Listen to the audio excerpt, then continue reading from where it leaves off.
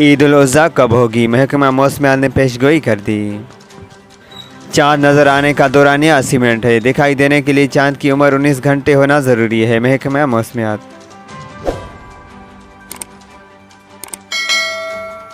जी हाँ दोस्तों, महकमा मौसमियात ने ज़ुल्हज के चाँद की पेशगोई करते हुए कहा है कि ईद उल अज़हा 29 जून बरोज़ जुमेरात को होने का इम्कान है।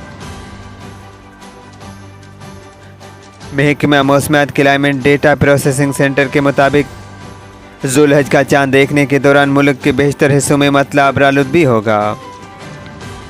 गुरूब आफ्ताब 7:24 पर होने का इम्कान है। गुरूब आफ्ताब के वक्त कराची में चाँद की उम्र 34 घंटे 13 मिनट होगी।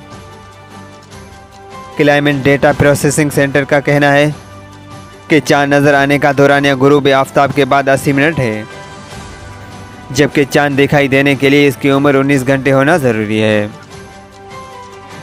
19 जून को ज़ुल्हज का चाँद नज़र आने का कवी इम्कान है।